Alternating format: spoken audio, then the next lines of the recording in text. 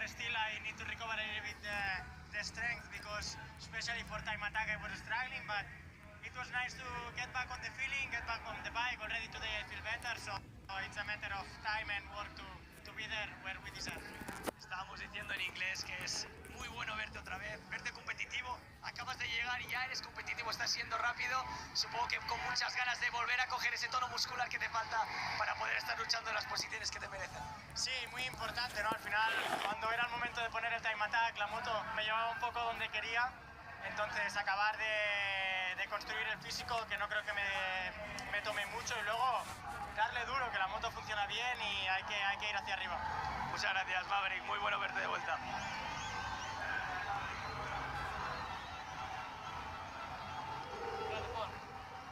And now we are here with Fabio Di Gian Antonio, one of the guys that can really be on that first spot of the podium. You said yesterday missing a little bit on the start because you're starting from the big backwards, but you really had the speed to be on the podium even fighting for the victory.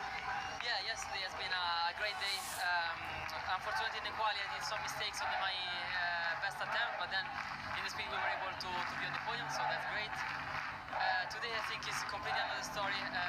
Different tires, longer race. For sure we are the ones that always treat well the tires, but always I need to do a proper start and try to be close to them if I want.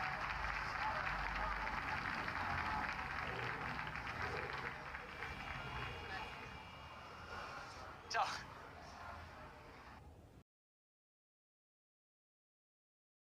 Bezzecchi.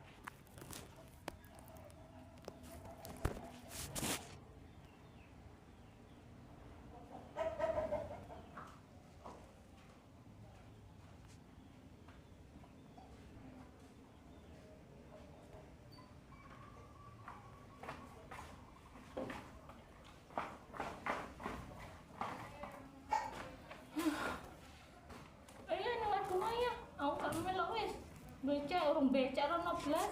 Loh, ya sampean harus ikut toh. Piye tuh kalau sampean gak ikut? Aneh. Ini sesuai lah kesel. Iya mandi, saya mau mandi dulu, atau gak usah mandi terus baru mandi ya. Engko bengi ae lah ngono. Mandi lu tae ning kono kok.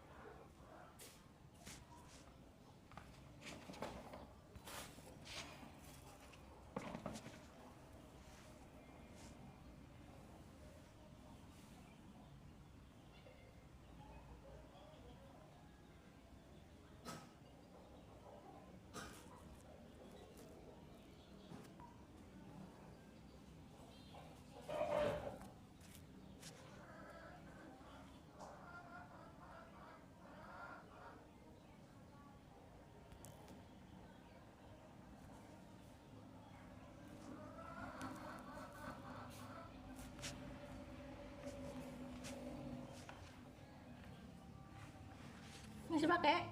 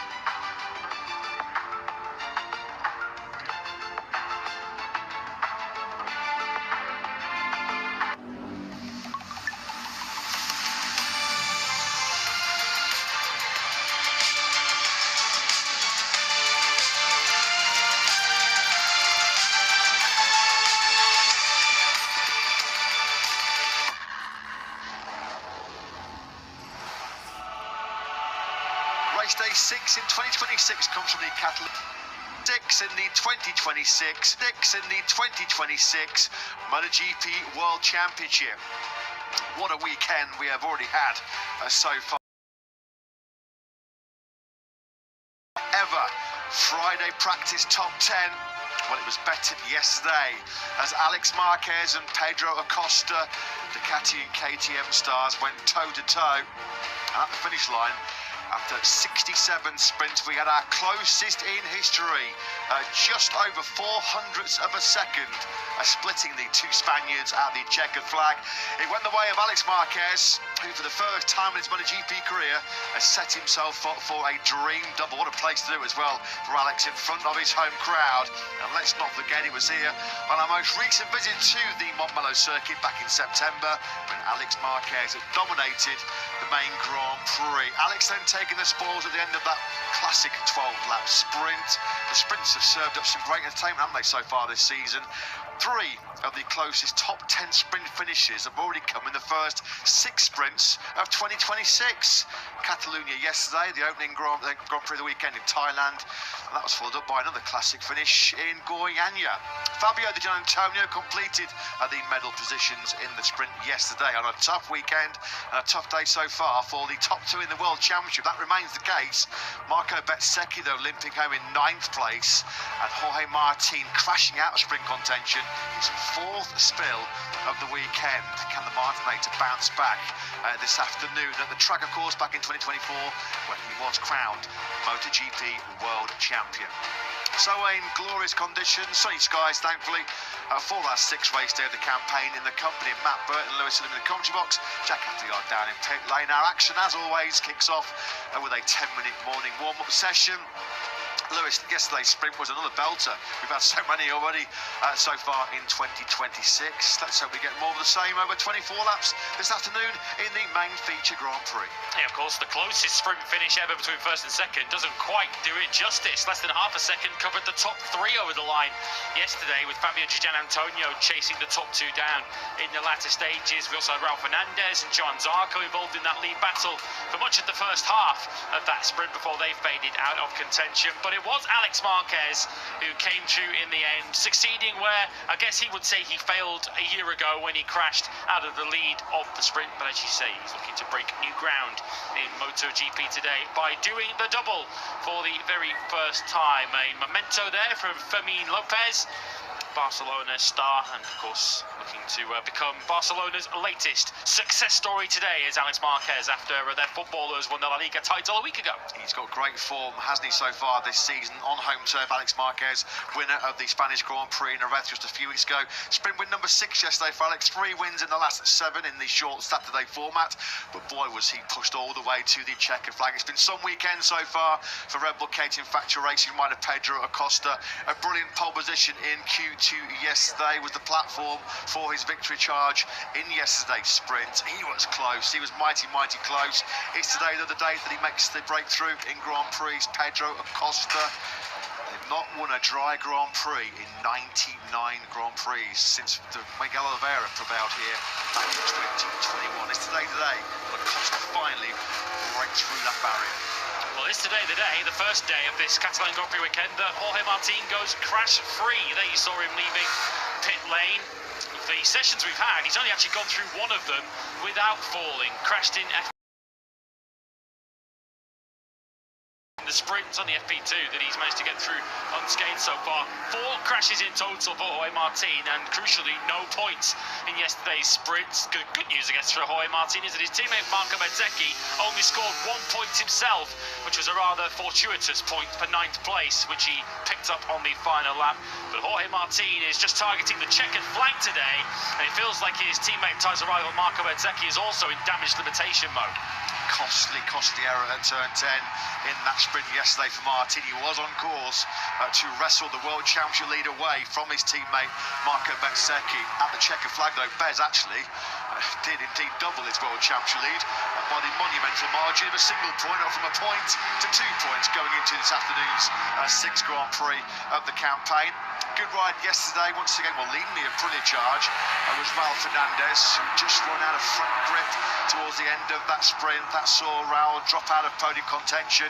This afternoon's 24-lap Catalan Grand Prix is going to be brutal. It's going to be tough. One of the hardest Grand Prix of the season, particularly in terms of your strategy, your tactics. You can't bolt to the front. Well, you can, but you're going to chill your Michelin tyres and be suffering late on in the Grand Prix. So many riders have said this weekend it's been like riding cameras. It'll be a wave goodbye to Trackhouse MotoGP at the end of the season. This news that has been surfacing for a good couple of weeks now. Davide Brivio confirming at the end of 2026 he will part company with the American-based team. Justin Marks, Trackhouse boss, had to fly in on a special visit to this Catalan Grand Prix, an unscheduled visit to the paddock for Marks as he immediately seeks a replacement in 2027 for Davide Brivio. Brivio, of course, moving on to a new role, a senior management role, not a team manager role, but a senior marketing commercial role over in HRC next year. I'm sure whatever role Davide takes over at HRC, he'll be very successful at it. Yeah, the team statement from Trackhouse says a new leadership structure for the MotoGP team is currently developing. If I was being particularly critical or particularly cynical, I would say that that's code for we are looking for a replacement for Davide Brivio. There are plenty of options out there on the table. And of course, a very attractive proposition. We were speaking about the riders who might well move to Trackhouse next season. It'd be a very attractive proposition for a team manager too, given how strong these Aprilias have been this season, even if this weekend has been a bit of an exception to that rule. Raul Fernandez, Aprilia's top finisher in the sprint yesterday when he came home in 4th place. Here's Duan Mir, who once again qualified inside the top 10 on board the factory Honda, but found himself quite simply in the wrong place and the wrong time at turn 1 at the start yesterday. It's an interesting one right now for Trackhouse and Pillar, isn't it? Because obviously at the moment they're right in the heart of negotiating rider contracts and trying to strike deals with riders for 2027 and beyond. Brivio still being responsibility. The riders want to know who's going to be the team manager. Exactly. Francesco Guidotti, former Pramac Ducati boss, former factory KTM boss, is here this weekend in Barcelona. And I do know that he has had some talks, some preliminary talks with Justin Marks as well. So certainly Francesco Guidotti, one of the potential big contenders to slot in as Brivio's replacement. That's all going to come out in the wash. Brad Binder, Brad Binder and Joan Mir were wrong place, wrong time, weren't they, in that racing incident on that rush down to the first corner. How many times have we seen skittles in turn 1 in Catalonia? Fabio Di Giannantonio was exonerated, of course. Purely racing incident, nothing that Fabio did intentionally, just clipping the right handlebar of Brad Binder. Down Brad went, unfortunately, on the outside. He already collected poor old Joan Mir. And there is Joan Mir once again, past Diogo Moreira, isn't it? They're very similar, very luminous yellow on the Hondas. It's Moreira through the gravel track at the first corner. Of course, you're braking from the thick end of 360 kilometres an hour, around about 220 miles an hour into that first corner. So easy to lose your braking marker, particularly if you've got a bit of a slipstream up ahead of you. Every rider in the field has gone out. Well, Frankie Morbidelli is in the pits at the moment, but every rider who is on the racetrack is on the medium rear tyre, which we're expecting to be the popular pick. Might not be the unanimous pick, but expect the vast majority to go that route this afternoon. Alex Marquez, despite the fact he won that closest ever sprint yesterday, was sort of playing down his chances of going back-to-back in Barcelona in Grand Prix successes. Alex just says that the times, the feeling is not quite the same as he had here last September in 2025. He's having to work a little bit harder for his pace this weekend. It seems like Alex had the upper hand on Acosta's KTM through sort of turns 3, turns 13 and 14. The fast right-handers, where we know Alex is mastered, just looked like the Ducati had the better edge grip through those particular parts. Acosta seemed to have the advantage. He had the better braking stability, the better front tyre grip. So, yeah, playing to the different...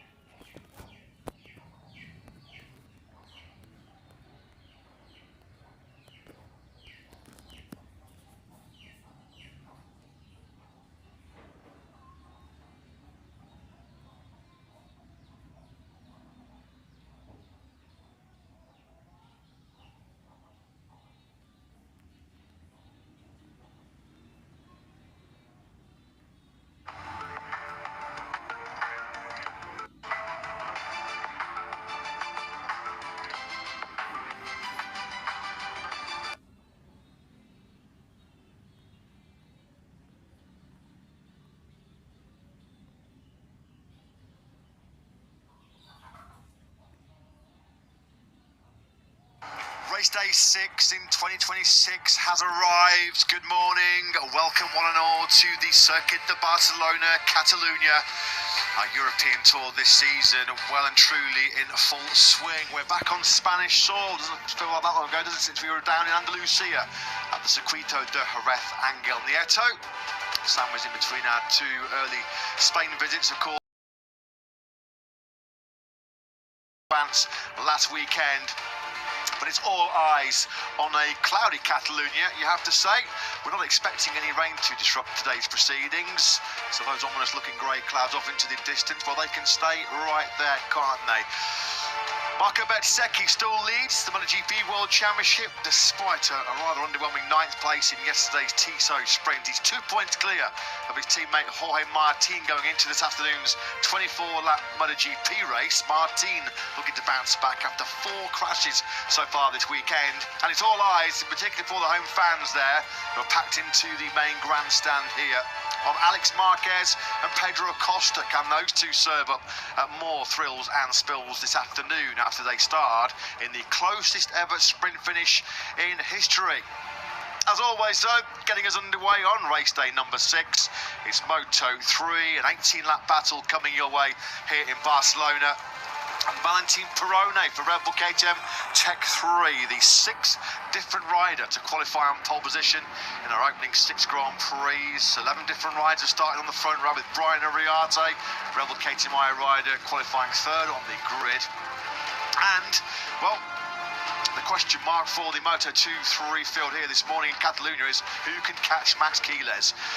The rising CF Moto Aspar star, 46 points clear already after just 5 rounds of the campaign complete. Nobody in Moto3 history has made a better start to a campaign than Quiles. Looking forward to this race day here in the Barcelona sunshine. Matt Burton Lewis will be in the commentary box. Jack Appleyard down in pit lane. Perrone, David Munoz and Brian Uriarte is your front row. But all eyes, Lewis, will be on Max Keeles going from the head of the third row in 7th place to see if he can continue this. 25 Moto3 points have been fought for so far this season. Keeles has dropped just 10, 115 points. He's bring that mammoth lead into round 6. And he's already won Grand Prix from lower on the grid than he starts today, which is 7th place. He's already won from 11th back in Brazil earlier in the year, even if that race was interrupted and a grid reset by the red flag in the end. Someone who we're delighted to welcome back to the Grand Prix paddock and back to a Moto3 grid as a spectator today, but so happy to see from him. We'll now hear from him. It's Noah Detwiler who's speaking to Jack on the grid. Yeah, absolutely, Lewis. Brilliant to see Noah down here on the grid. First and foremost, how are you? Bring us up to speed with how the recovery's going, Noah. Thank you. Yeah, it's so good to be here. Yeah, recovery is going well. It takes time, it takes patience, but everything's on the right way. Yeah, like I said, it takes time, but everything is going in the right direction, and I'm coming back to recovery. That's good. That's excellent to hear. Now, I'm sure you've been watching on from home the opening 5 rounds of the year. Max has been a bit of a superstar so far. Do you think he's the one to beat here? How do you see this race unfolding? Yeah, of course. He's looking really fast at the moment. He's doing a great job. Anytime the racing is great to watch in Moto3, and yeah, I think he's really strong and in all the conditions on every track. So yeah, for sure, he's the man to beat at the moment. Well, Noah, great to see you here. Enjoy the day, and hopefully we catch up soon in the future. Thank you very much. Yeah, see you. Wonderful to hear from Noah Detwiler, of course. He suffered those life-threatening injuries in a horrendous crash on the sighting lap with Jose Antonio Rueda at the Malaysian Grand Prix in Sepang last year. So fantastic to hear from Noah down there. Great interview there with Jack Appleyard. So Valentin Perrone, there he is, the Argentinian, heading an all KTM top 5 on this Catalonia grid. It's the 6th different rider, as mentioned, on pole position this year. Not new territory, though, for the 18-year-old. It's his 3rd pole position. His first, though, in 12 starts since the San Marino Grand Prix in Mazzano. Yeah, and as you say, he is Argentinian, but he's born and raised in Barcelona, so this very much is a home Grand Prix of sorts for Valentin Perrone. Bit of pressure on him too to try and force himself back into the title picture after a very strong start to the season. Of course, podium finisher back in Thailand, but hasn't been on the podium since then. The immediate threat to him is from this man, David Munoz, who's of course had his injury problems over the course of the last 6 to 8 months, but back on the front row of the grid, 2nd front row in the last 3 for Munoz as he targets a return to winning ways. Birthday boy early this week as well, wasn't he, David Munoz? 11 of his last 12 finishes have been in the top 10. If he's at the thick of it, come those last couple of laps, you know that Munoz is going to play a big role. He did a 146.684 in that Q2 session yesterday, which was ultra close. That top 3 split by less than 200 of a second. Munoz missing out on what would have been his 3rd Moto3 pole position by just 5 thousandths of a second. There was our 11th different front row start this year, though. Brian Uriarte impressing once again, Lewis, and he got into the points last weekend in Le Mans despite 2 crashes. Yeah, including one at the 2nd corner of the race. First front row for him, of course, could have maybe in his mind should have been on the front row and on pole a week ago in Le Mans when he exceeded track limits, when he set a lap time that was going to put him on pole position. Of course, the rookies all will know this circuit so well from their time in the Junior GP categories, Moto Junior and the European Talent Cup, and Brian Uriarte certainly falls into that category. In fact, a double podium here in the Junior GP class last year. You feel like Uriarte is going to be up for a big result very quickly. It's his 3rd time in the last 5 Grand Prix. He's qualified in the top 6. Our Thai Grand Prix winner, David Almanta, still working his way back to full fitness. Down in Brazil, 8th in Spain on his return in the Jerez Grand Prix. He was 8th last weekend in Le Mans. Almanta, he heads that 2nd row of the grid. He's got Marco Morelli and Jesus Rios for company. Let's go back 1 row though ahead of Almanta and pick up his teammate David Munoz on the front row, and he's for Jack. Yeah, he's indeed. David, you've got a brilliant record here in Barcelona, and I get the feeling this could be a bit of a brawl out there, which might suit you. Ready for it? Yeah, for sure. I am ready for the race. Yesterday I have the good work with the team, and today I have the new opportunity for everything, and I'm fighting for the victory. Good luck. Thank you. Sounds confident, thanks Jack, doesn't he, David Munoz? enact himself on the world stage from 20th on the grid in just his second ever World Championship start back in 2022. A couple of other top sixes as well in our double header in 2024. Keep an eye on Marco Morelli, Lewis. I think both of us in the commentary box here, big smile on the face of Morelli as he sees some of his fans out in the grandstands. He has got pace. Yeah, and he's one of a trio of rookies who will be thinking big today. Fastest on Friday, 10th on the grid. Hakim Danish now with Jack. Hakim, what a weekend you've had so far. A brilliant Friday, good work yesterday. I bet you're excited for this. Yes, this weekend we have a very good feeling on the bike, and yeah, today we just keep focused, keep motivated, and we just focus to have a good race, and I will keep pushing to go with the top guy. Good luck. Thank you. Thanks, Jack. Thanks to Hakim Danish, the Malaysian, 15th in the World Championship points in his last 4 starts. That 10th place over the line last weekend in Le Mans, equaling his career best. I mentioned 3 rookies will be thinking big. Of course, it's actually 4. There are 3 on the front 2 rows of the grid, which doesn't include Danish, because you just saw Jesus. KTM's directly ahead of him. 9th he was in Jerez, an equal career best. He's got good form on Spanish soil, as Jesus Rios. His career best finishes so far, Valencia in 2025. In 8th, a row behind him, looking for back-to-back Moto3 podiums is Matteo Bertelli with Jack. Yeah, absolutely. Podium. What's possible today? Yeah, we are all fast here. Will be a big group. I hope to do a super start and stay with the group, manage the tire and attacking the final. The chin okay? You've got a bit of a strapping there. What happened? Yeah, I try to do like a shave like a bomber, but I do one, and the second I lose the front and shave all the fucking face. Hopefully you ride the bike better than you shave. Good luck. Okay, grazie, ciao. Yeah, let's hope so. Yes, a quick apologies for Matteo's language there. A few nerves, a few butterflies ahead of this Grand Prix. Yeah, Le Mans was his first podium. What an emotional podium it was as well. Since Austin last year, he had all of his injury nightmares that came immediately after our Texan battle 1 year ago. Yeah, he was on the floor at turn 2 in the first session of the weekend. It was tight in qualifying yesterday, less than half a second, covering the top 14 riders, although Casey O'Gorman on the 658 Squadra Corsa machine. Naughty boy Lewis, a 12-plate grid penalty coming for the Irish rider, so he's 12th, bumped back to 24th. Yeah, he'll be looking to make up ground as quickly as he can in the early stages. Another rookie who has shown promising potential so far. Here is Hakim Danish, as mentioned, super strong on Friday. We were, I think, going into qualifying yesterday, myself and Kiko Giles, who called qualifying, really talking up the possibility of a first Malaysian pole in Moto3 since 2012. Danish, though, qualifying in 10th place, but topped both sessions on Friday. There is no question that he's got the pace to be in the leading battle. There is Joel Esteban. He's just 1 place behind Danish on that 4th row of the grid. The 20-year-old, 5th place last weekend in Le Mans. Only his 4 top 6 in 32 Grand Prix. Let's go back down to Jack on the grid. Yeah, got Hector Testuri with me, crew chief for the pole man, Valentin Peroni. Well, great job yesterday. What's possible? Everything is possible today. You know, it's a difficult race, it's a long race, and we can. How key is that? Yeah. This is the main question. You know, we need to manage the tires because it's a long race. Also, here is not really grippy track, and then the rider who's managing better the tire has a lot of chance to win the race. Good luck. Thank you so much. Thanks to the story. Valentin Peroni's crew chief, he makes a very good point there. Even in Moto3, even though these pocket bikes are making 60, 70 horsepower, 230, 240 horsepower less than a MotoGP bike, even in this upcoming 18-lap battle, you have to think about time management. It's one of the sort of most tactical and strategic Grand Prix of the campaign, this one.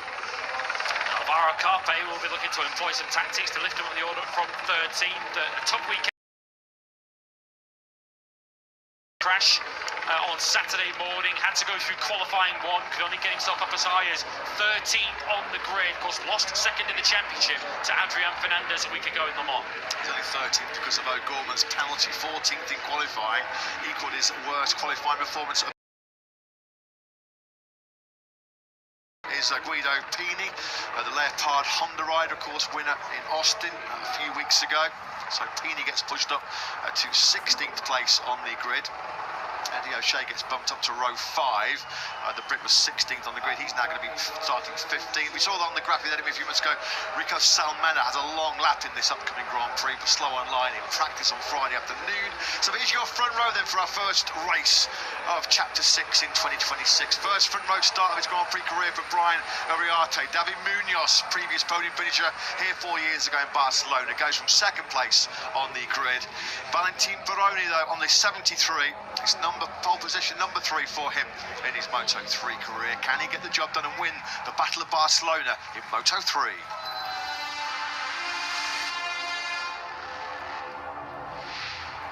Well, if you like your Moto3 close and competitive, then Catalunya is the circuit for you. Valentin Peroni, born and raised in Barcelona, on pole from David Munoz, and a first front row for Brian Uriarte. David Almanza's best qualifying since his injury return in 4th ahead of Marco Morelli and Jesus Rios, a career best for him. 100% podium record on the line today for Max Quiles in 2026. He's got Kelso and Fernandez alongside him. Hakim Danici was fastest on Friday. His 10th from another Catalan in Joel Esteban, and Le Mans podium finisher Matteo Bertelli. Alvaro Carpe is 13th ahead of Rico Salmela, who has a long lap penalty to serve. He's ahead of Eddie O'Shea, Guido Pini and Yusei Yamanaka. Scott Ogden up to 18th ahead of Adrian Cruces and Veda Pratama. His lowest qualifying so far, down in 21st, bumped up to 20th of course ahead of Moodley, Carraro, Mitani, O'Gorman, back from 12th to 24th on the grid with his penalty. He's got Leo Ramastorpa and Cormac Buchanan behind him.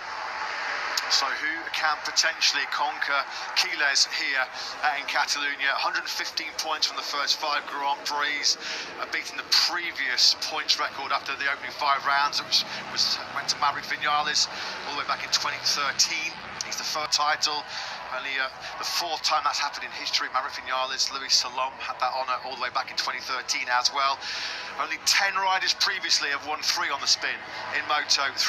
Quiles, though, with work to do from the head of the 3rd row in 7th place. He's got big points lead, I think 46 points. There is confirmation of your championship standings going into this round 6. Quiles 46 points clear of Adrian Fernandez, who starts on the same row as the World Championship leader. When you look at the World Championship, I don't want to get too pessimistic for Max Quiles' competition, but in Moto3 history, the highest margin anybody has come back from to win a World Championship was 52 points.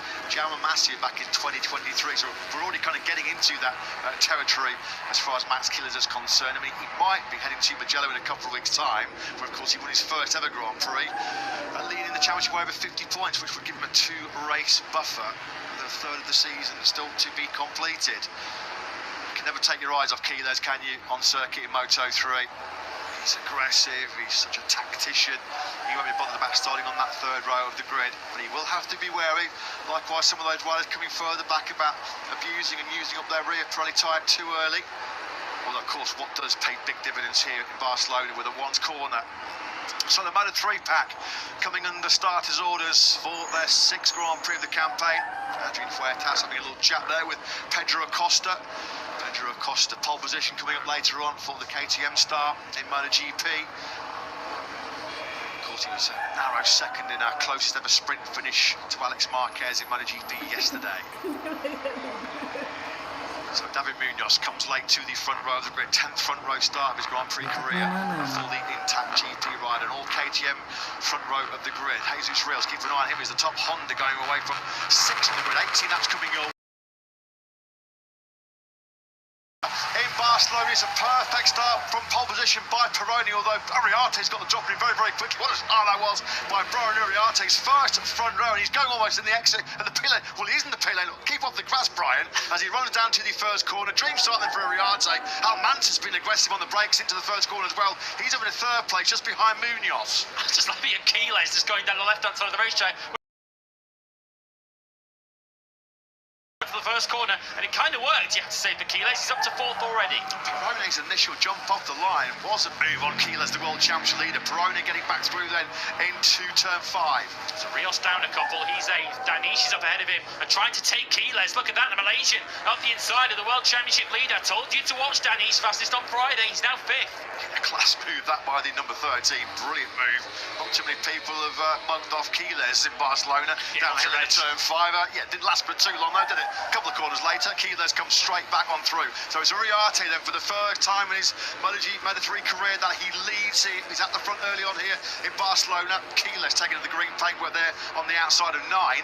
Someone who's also making his way rapidly up the order is Veda Pratama, already up into 13th place. There he is, look up the inside of Rico Salmela, who's got a long lap penalty to serve very shortly. That's Pratama now up into 13th place. He's gained 7 already on lap 1. Yeah, it's been a strong start for Batelli as well. He was up for as high as 7th in the early part of this lap. There is Quiles, then he's got Danish and Rios just behind him.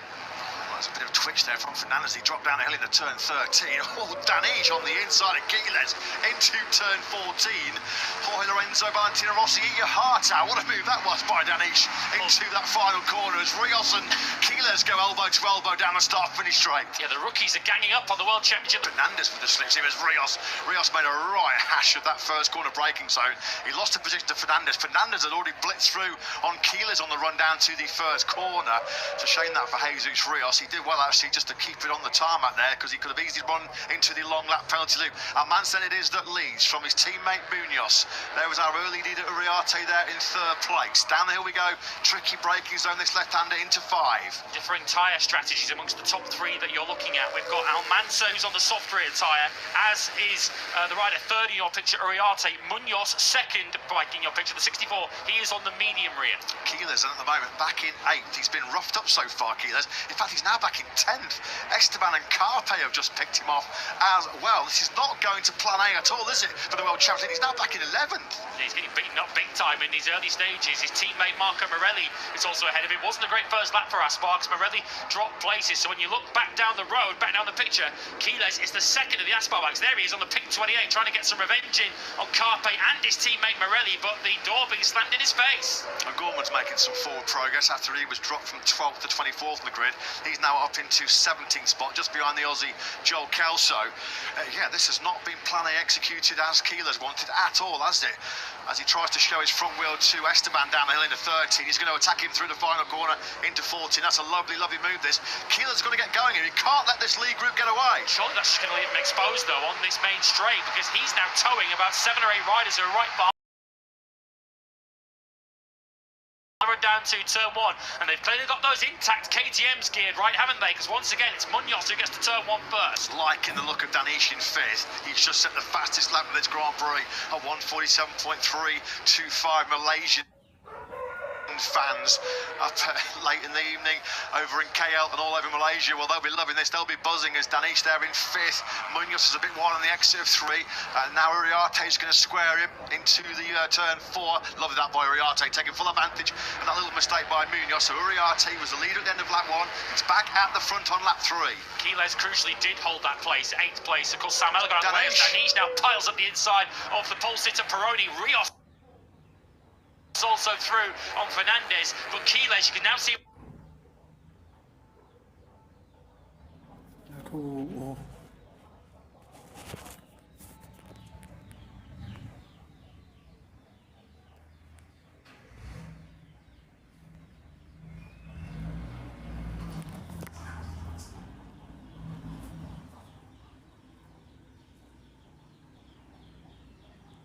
At the top of the picture, he's now at the front of that chase group, and his task now is to try and close the gap on the 7 ahead of him. Something's happened to Morelli on the early part of this lap. He came over the line to start this 3rd lap.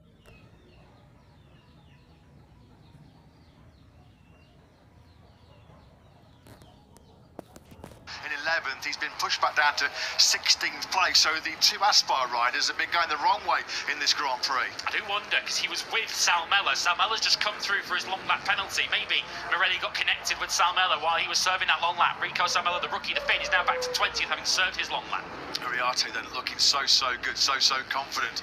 That was Rios toughing it out with Peroni on the brakes into turn 10.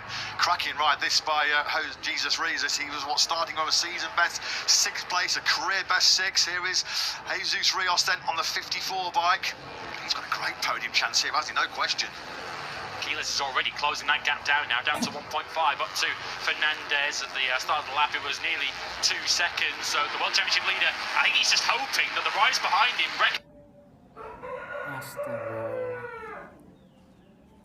what's going on, and that Quiles can tow them up. Fastest lap.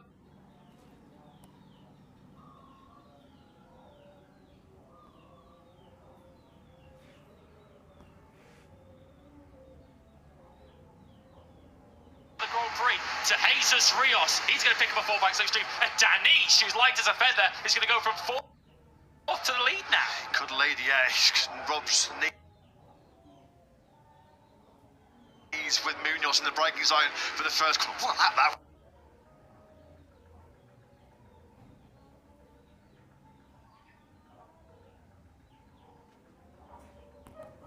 was by Rios, so 147.2. That was 7/10 quicker than your race leader Uriarte. Jesus Rios is loving this front battle at the front. Pini's got a long lap penalty for causing contact. He's a lanky old fella, Guido Pini. So and is also through now, so Uriarte has now lost 6 places on this lap, with Peroni also ahead of him now. Yeah, you give a gap to Adji Fernandez that big and he's going to swallow it up. No second invite needed for the number 31. So Almanza it is that leads. That was some lap, wasn't it, by Rios? And anybody else out on circuit, they've been helped by a bit of slipstream out of that final corner. Of course, he obviously got great drive, getting that Honda hooked up out of 14. It's getting better and better. He goes on the inside of Munoz and Danish here. Munoz squeezed Danish out wide and left a big hole on the inside. And Rios said, thank you very much, I'll take it up to second. Said before the race, he is a circuit specialist, winner in 2024 and 2025 here in the Junior GP World Championship. He loves this place, does Jesus Rios. He is not a Catalan, he hails from Marbella, but at the moment he is sniffing a first Moto3 podium, if not better. Quiles and Carpe have got themselves back into this league group. You saw Carpe there as he dropped down through 13, have a big long look over his left shoulder to see who was the closest competition. Rios trying to pick up some slipstream here, so too it's Fernandez and Munoz. They're going to fan out 4, 5 abreast. Danish there keeping a watching brief at the back. Almanza, nothing wrong with the top speed of his KTM at all. He's really aerodynamic as well. He's a bit of a pocket rocket, is Almanza. Nobody got close to him on the slipstream. Almanza, Rios, Fernandez in that top group in the 47s. Just said about Quiles and Carpe getting on with business. Carpe's just said his fastest lap of the Grand Prix of 47.5 as Danish hugs the inside line on Rios. Danish then back up into P4 going through 4. Yeah, Carpe's been quite clever, hasn't he, in these early stages, just going with Quiles and letting him tow him up to the leading group. And behind them is Perone, who's having a poor race, you have to say, from pole position, as Rios tried to repeat the trick on Danish, but unfortunately that one wasn't successful for him. Well, he's only recovered. He dropped down to as low as 16th, 17th early on. He's back up into the point scoring places in 14th spot further down. Yamanaka has just got through on that Rico Salmali. Yamanaka started 17th, he's now up to 18th place. Here is Rios then, fastest lap of this Grand Prix so far. Keep an eye on Pratama too, the number 9, he's in 10th place, he's in the 47s as well, as that's Uriarte up the inside of Rios. It's a leading group of 9 that you can see in your picture, but Veda Pratama, who's come from 20th on the grid, he's also catching this group quickly. Through turn 12, that's where Jorge Martin had the scary crash in MotoGP on Friday morning. We've got yellow flags out in sector 4. More than likely somebody's down at turn 10. That's the beginning of turn 10 is the start of sector 4, I should say. It's Carrara who's gone down. He's having a poor Grand Prix weekend anyway. Teammate to Jesus Rios. Almanza then ticks off another lap at the front. Munoz, Uriarte and Carpe in this league group have all set their best laps of Grand Prix so far. Here comes Fernandez. Can he attack Munoz on the brakes into turn 1? Oh, out of shape on the brakes was Munoz, but he holds the lead. Almanza lunging up the inside of Danish to at least keep himself in 3rd place. Peroni's got no pace at all at the moment on the Tech 3 bike. He's in the 48. He's nearly a second and a lap off the pace. He's about to get swallowed up by Pratama. This is the crash for Carrara, who's running just ahead of Ramastorfer and Mitani. That was the battle for 22nd place. Carrara out there, number 10 down at turn 10.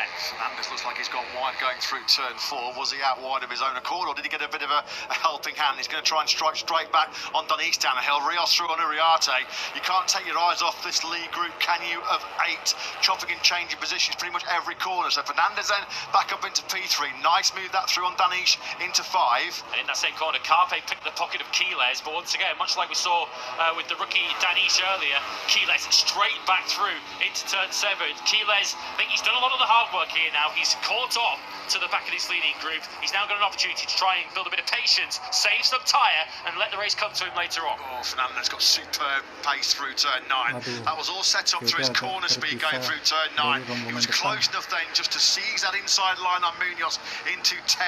That was textbook, that by Fernandez, as Perone's was 48.4 on his last lap from Perone. He was the slowest rider of the top 10 by some distance. The only rider in the 48s on that last lap was Rios, and of course he was getting barged about himself as Danish. He loves that Fernandez. move. He loves that move, does he? Fernandez takes the lead at 14, but through turn 14, Hakim Danish has made some killer moves there already in this Grand Prix. He's going to get attacked by Munoz.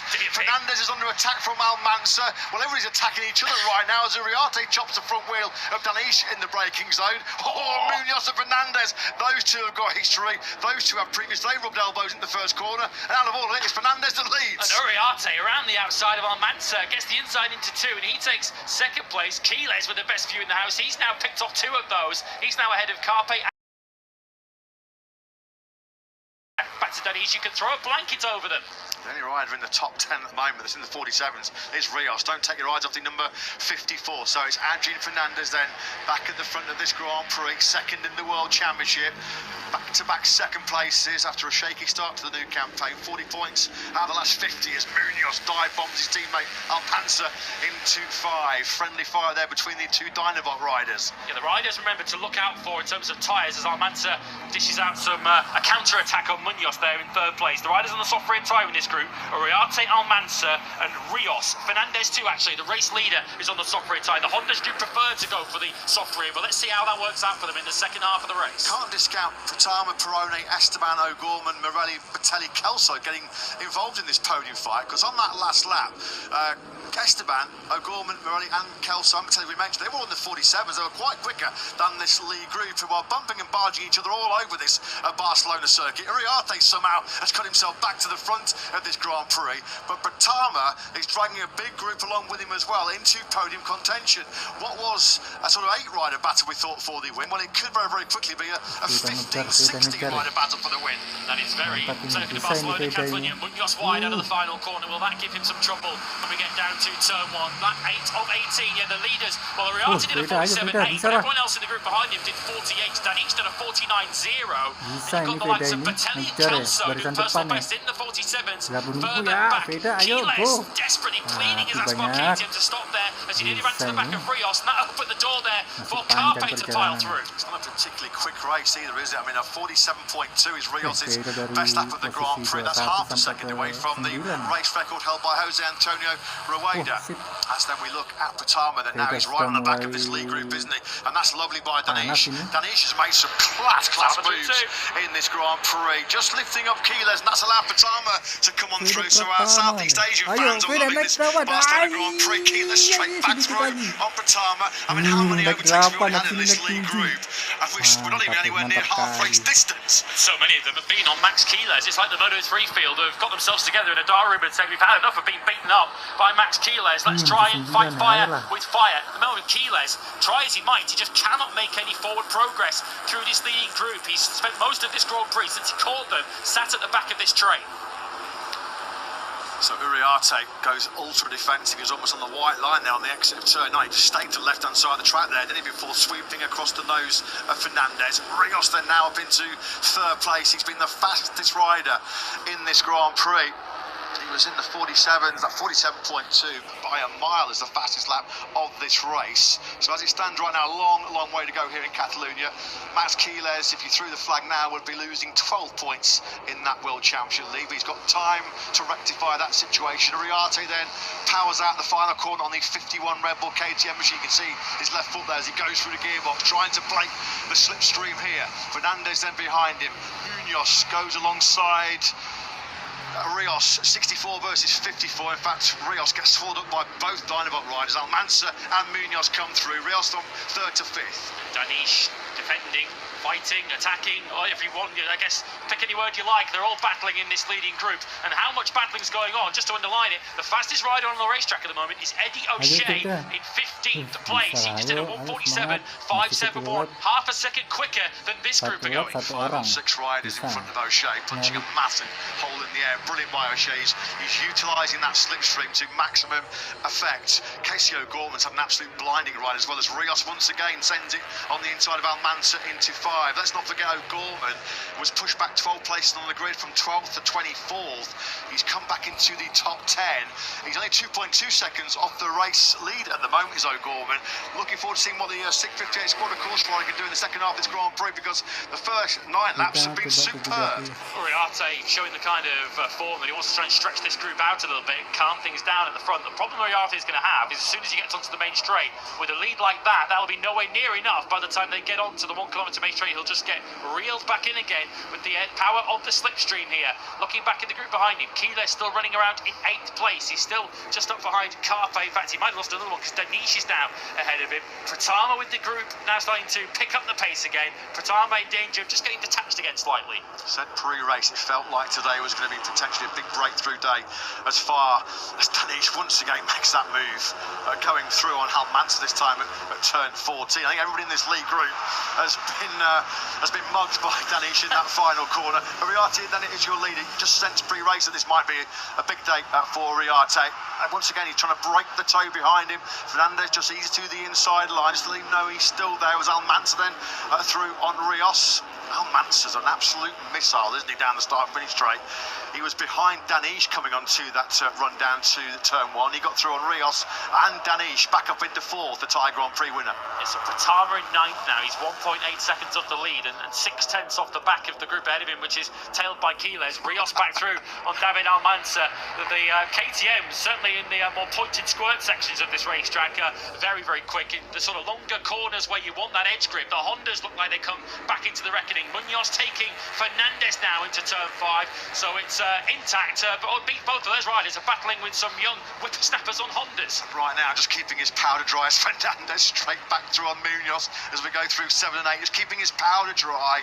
Seemingly at this stage of the Grand Prix, just content to watch all the chaos unfold in front of him. Is Quiles still there in 8th place? Perrone from pole position, well, his slump continues. He's back down in 12th at the moment. Perrone, I mean, has he done a 47 at any stage in this Grand Prix? Not too many of them if he has. No, but he's struggling badly. He's not going to score any points if he carries that on. Munoz has been able to mug Fernandez. We know these two have got previous as recently as Jerez when they were battling for 2nd place. Munoz now has that 2nd place, but they do need to be a little bit careful here to not allow Uriarte to build up too much of a cushion. It's half a second now. It's a sorry Sunday here for Perrone. He was 12th at the start of this lap 10. He's been pushed back outside the points now. Vitelli's got him down to 16th place as Quiles goes wide on the green out of the final corner. He's going to have to be careful there. The stewards will be keeping a very close eye on that one. Fernandez then, is he close enough this time to pick up some slipstream and strike on Uriarte? Uriarte this time around, he hooks the right hand side of the circuit. He's going ultra defensive once again. By Almanza, that's allowed Munoz to come back into the podium places as well. Still making no serious attack, still making no aggressive manoeuvres towards the front here. Here's Quiles. He's been at the back of this pack now for 3 or 4 laps. Just getting entertained, I'm sure, but just thinking, okay, at some point this pace can't be sustained. There's going to be a drop-off with the tyres. When do I feel like it's my moment to maybe start coming through, scything my way through? And 3 of the 4 riders ahead of him are on the softer rear tyre, which might well come into play in the latter stages. Rios looks like he's attacking Carpe. That's for 6th place. Rios really is entertaining us on course at the moment for his best Moto3 result. As I mentioned, at a circuit that's often favoured him in the past. Shout out for another rookie, Morelli, who's now jumped onto the back of this train. He's the 2nd of the Aspar bikes in 9th place. He's about to latch onto the rear tyre of his teammate Quiles. Well, that's how close the stewards were watching Quiles. I saw him go on the green out of the final corner, and right on cue he has a track limits warning. Yeah, that last lap by Morelli, 47.592. I mean, he was outside the point scoring places at the start of this Grand Prix as Danish opens the door wide open. Danish charged into 10, way too hot there, didn't he? And that's allowed Rios and Carpe to come back through. They've caught Uriarte. They've reeled in Uriarte on this lap. Now he's got the 2 intact riders who we know, are going to attack at any opportunity they get. And that KTM, clearly the intact bike's geared up for this long main straight. So Almanza and Munoz, they're both going to be eyeing up an attack on the leader Uriarte now. Does not look like this is the first time Uriarte has led a Grand Prix. He looks measured, he looks assured, doesn't he, leading this battle. Almanza now has set the fastest lap of the Grand Prix. Pace is hotting up here.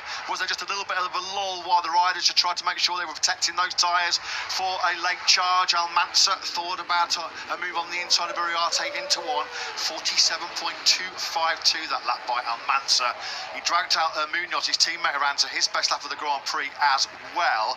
Only rider in the top 10 on the last lap that was in the 48th was Danish, although we did see him go charging in hot into 10, which saw him lose places to Rios and Carpe, place that he's now trying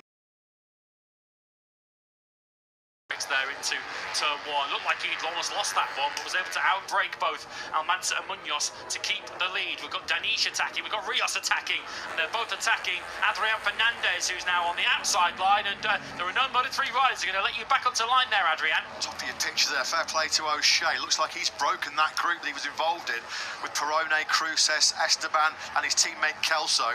Eddie O'Shea in 12th position, one of his best try race results looming for the Brit for MLAV Racing. Yeah, top job that by O'Shea. 1.6 seconds though behind Pratama in 11th. Once again, Uriarte using his defensive skills, covering the inside line. Of course, Almanza knows all about that. He got very defensive into the final corner against Quiles in Buriram, and it helped him win his first Grand Prix. So it's turning into a bit of a chess match now as we head into the final 6 laps of this Grand Prix. And all the riders will be thinking in their heads, where do I want to be going onto that main straight to start the final lap? Do you want to lead? Do you want to be second? Do you want to be third or further back? Look at this. Uriarte, Almanza and Munoz are just threatening a bit of a breakaway here. We're at 2/3 distance here in Barcelona. Let's just check the gap between Munoz on the 64 bike, and I think it was Rios that was in 4th place in that final sector. Over the line we go, yeah. Rios is now almost half a second behind Munoz. He'll recover a bit of time in the slipstream here as the top 3 go side by side. Uriarte an intact sandwich here on the brakes into the first corner. He gets picked off by both. Almanza, well, he's got the fastest motorcycle through the speed charts here, hasn't he? Clearly Almanza, so good he is. He obviously, it's all down to the fact that he gets good drive out of the final corner as well, but Uriarte then back in 3rd place. Rios refuses to be shaken off in this group as he used the slipstream and some braking prowess to stay ahead of Carpe. Quiles has now gained a couple. He's 6th. He's ahead of Danish and Fernandez. Fernandez starting to fade at this stage of the race. He's now in 8th position. It was interesting to see the effect of the slipstream on that last lap. Uriarte was leading out the final corner, and directly behind him with clear air, Almanza was 5 kilometres an hour quicker through the speed gun, and Munoz, who was behind the pair of them, was 5.5 kilometres an hour faster than Uriarte. So that's what we're dealing with here. There are the numbers in terms of working out how much the slipstream can play big dividends here in Barcelona. At the end of the straight, 5 kilometres was the difference between Uriarte and Almanza. What could be crucial on the final lap is that the finish line is closer to the last corner, so it's not necessarily the kind of final corner where you can follow and slipstream to the line, because it's right outside a commentary box window directly underneath the podium. So if you're thinking about the final lap, you really want to lead out of the final corner. Adrian Fernandez is suffering. He was right in the heart of the victory battle here, wasn't he, not too long ago, but he's been back down in 8th place now. Look at Rios taking 2 of them. Rios. 2 intact overtakes for Rios, and well, he was about to lead, but unfortunately a little bit too optimistic. Yeah, fast on entry sometimes means slow on exit. He's going to get absolutely swallowed. Here comes Quiles. Here comes Quiles. You can just see the 28 right there on the far left of your picture, just behind, well, just in front of Rios. And now Quiles is charging towards the top 3. He's inside the top 3 for the first time in this Grand Prix. Not for too long though, because Carpe dives on the inside on the 83 bike, but Carpe and Quiles, they're coming. Credit to Carpe, he has not enjoyed himself so far this weekend. Remember, he qualified down in 14th. This is what it looked like from Quiles, who was on the grass. Look, it was pit boards less than a metre away from him, but Quiles managed to hang on to it. It's all kicking off, as you can see, top left of your screens. We now rejoin that leading battle, and it looks like Carpe is now threatening. Munoz, clean as a whistle, wasn't it, that by Quiles? Whoa, Carpe, that's a good level. Look to his left, whoa, dearie me. It's getting a bit feisty, this, getting a bit spicy at the front here in Barcelona. Carpe, as he had a good long look to his left through on Almanza. Well, that just opened the door for Quiles to fire on. Another Buriram belter like we had in the season opener here in Barcelona. Almanza it is that leads. Quiles are now into second. It looks like it's been another tactical masterclasses by Quiles. For so long he was down in 8th place, but now we're into the final third of this Grand Prix. 4.5 to go. He has decided to make a significant move. And he's just done a 1:47.2 on the previous lap. His personal best lap of the Grand Prix was a second quicker than Almanza, who now leads. Of course, we've seen plenty of Almanza and Quiles at the front of races. Didn't look as if Quiles had the greatest top-end speed, has to be said. When we were riding on board him, there was just so much action up ahead of him that he just took full advantage of it. Once again, he was flirting with the outside track limits. He's already had a warning. He's got a warning. That's twice now through the final corner that he's been. Well, the last time he wasn't the green and got the track limits warning. There's Munoz getting some fantastic slipstream. Look at Munoz there behind Carpe. Danish behind Munoz and Carpe. The Malaysian's going to be third. Is he going to just drop in fourth? Trying to drop in front of Uriarte. Just has to back out of ever so slightly. But 115 out of the first, 125 points on the table in 2026. He is back in very familiar territory. Quiles leads here in Barcelona, 4 to go. And the Aspar team will be very nervously watching their timing screens, hoping that the words long lap penalty don't appear next to Max Quiles' name. Danish very much still in this and still in the hunt for a maiden podium. He's 5th on the road as a Carpe looks to take that inside line on his teammate Uriarte. We've got IO KTM's 3rd and 4th. Nice move by Morelli further down there to take 8th away from Fernandez. Yeah, Fernandez struggling a little bit at this stage of the Grand Prix. Top right by O'Gorman. Casey O'Gorman, 24th on the grid. He really was paying for an aggressive start, and then now he's come through with the slipstream as well. This has been a class ride by O'Gorman. Quiles then at the front, side by side he goes with Almanza it is that's back at the front. He's in the Almanza lane there, isn't he? All in a straight line, wasn't it? Didn't need to use any speed on the prowess on the brakes. It was Max Quiles is now well aware that he's got a bit of a disadvantage in terms of outright straight line speed over David Almanza, but tactically we know Quiles is as cunning an operator as you'll find in Moto3. Carpe, the latest in this epic Barcelona brawl here in Moto3 to get a track limits warning. This is now going to be all about the slipstream, and Quiles once again hugging the white line. He goes grass cutting once again on the long one down to the start finish line. Next offence will result in a long lap penalty. He is on his final warning. He's absolutely surrounded here by KTMs and Hondas. It is now an IO 1 and 2, and Uriarte's back to the front. How close do you want it in Moto3? Oh, Carpe was almost out of the seat, almost high-sided himself to the moon there on the gas coming out of turn 3, and Munoz just basically sideswipes him, going through a good old-fashioned shoulder barge there from Munoz into, for there were 7 or 8 abreast, weren't they, on the brakes in the first corner, but it's Uriarte now that's back at the front. And Munoz was completely sideways. No wonder he ran wide into turn 4. There are a few places I'd want to be on a Moto3 racetrack, but the last place I want to be is on the outside of David Munoz. O'Gorman was 24th. He could be on the podium here. The back of your picture, he's just gone through on Fernandez briefly. Fernandez was able to just close the door and keep the Irish rider at bay. But, I mean, anyone's guess from the top 10 here who could win this Grand Prix or finish inside the top 3. At the moment, Uriarte. Previous best finish in his Moto3 career, a 7th. Pulling away here. Yeah, he's pulling away. He's pulling away. 3/10 he was clear through the second sector. Let's check his progress over Quiles, still in second place. Yeah, it's still at 3/10 of a second then now. Uriarte into the full split. He's got about half a dozen bike lengths back to Quiles. Yeah, it's hard to work out because he's been changing so much, but Uriarte certainly feels like he's done most of the leading in this Grand Prix. He's been able to manage that soft rear tyre pretty well. It hasn't dropped yet on Brian Uriarte. We've got 2 more laps for the young Spaniard, the junior world champion, to try and become a Moto3 Grand Prix winner for the first time. Yeah, it could be the best day in the life of Brian as it stands at the moment. He has got, 2 laps remaining. They power down the start-finish straight. Uriarte with a quarter of a second advantage over Quiles. They're desperate to try and pick up some slipstream.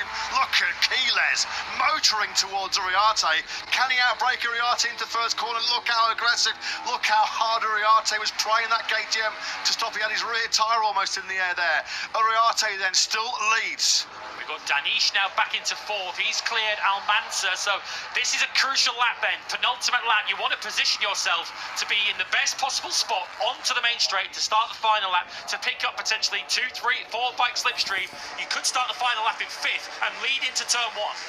Keyless so far this season has not finished lower than second place. It's a second place he occupies at the moment, but not for much longer though, because Munoz, that was a class move by Munoz. It was a hard move, but it was clean.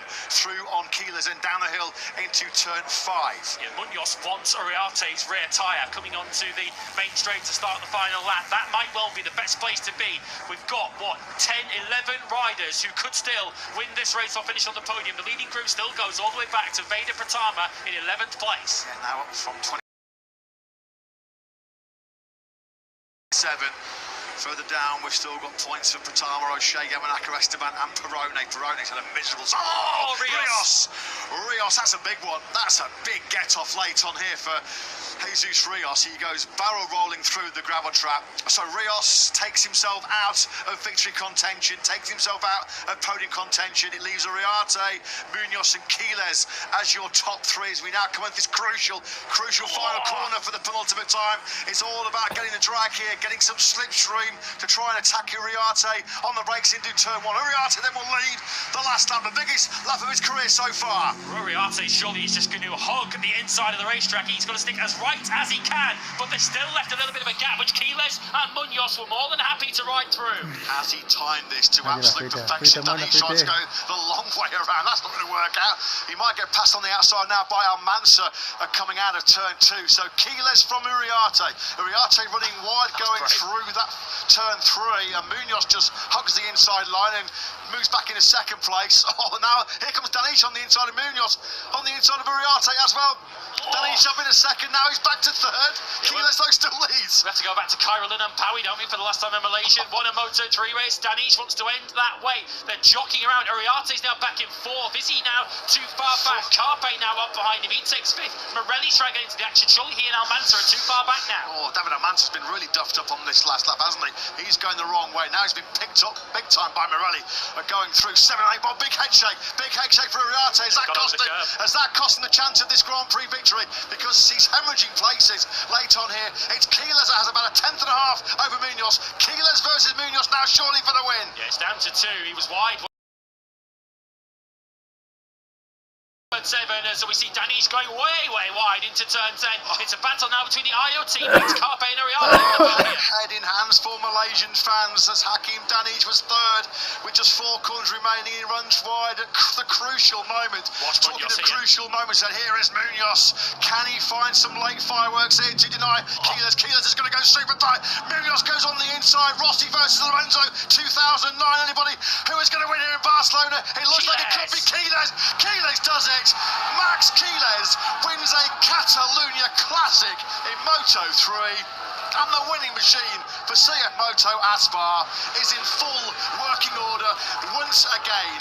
Max Keyless is just the 11th rider in Moto3 history to win 3 Grand Prix in a row. He still has not finished lower than 2nd so far in what has been a magic, a mesmerising start to this year's Moto3 World Championship. Keyless pinches it at the line. Munoz was all in for the win, wasn't he? A brave move by Munoz at the final corner. He has to settle the 3rd place at the checkered flag as Alvaro Carpe came through to take 2nd. Less than a 10th covering your top 3.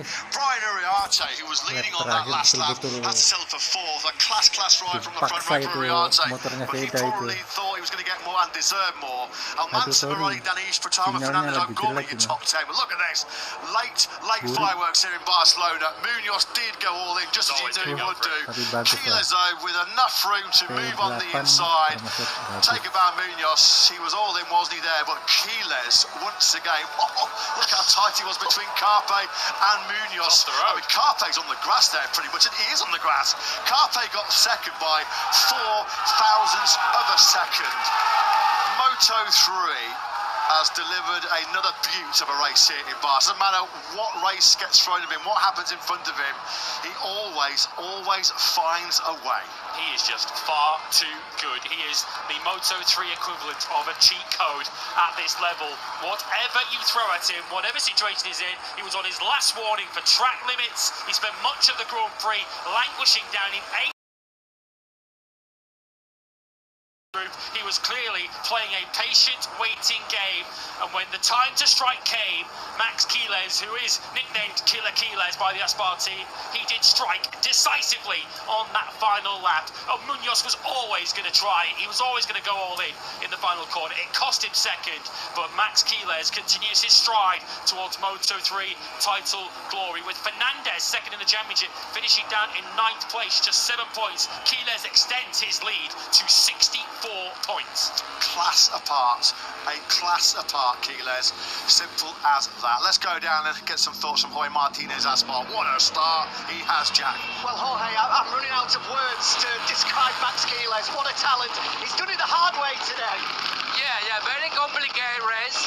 I don't understand the last 5 laps with Maximo is stay in the group, but the beginning is many problems to the young rider, with very difficult. I was speaking before to the race.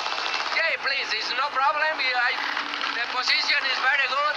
The problem is for the other riders, but it's incredible the last race the last laps, impressionant. Yeah, incredible. Congratulations. What? Moto3 podium here in Catalan. He was 1.1 seconds behind your race winner Quiles, and O'Gorman came through from 24th place. Some race, absolutely awesome to watch. So near yet so far for Munoz. He led, then he coming out of the final corner, and at the checker flag he had to settle for 3rd place. Still another brilliant performance though by David Munoz as he clinches podium number 18 in the Moto3 World Championship. But right now, there is one rider who is just simply head and shoulders above anybody else in Moto3 right now. This is the tale of the tape so far for Max Quiles in our first 6 Grand Prix of the season. Second, first. Who's just given the World Champion trophy now? Well, the way the championship is going, he might not have to wait too long before he is officially world champion. 64 points clear of Adrian Fernandez after just 6 Grand Prix. Carpe, you have to give credit to Carpe to take 2nd place, having been from nowhere but not far off it for much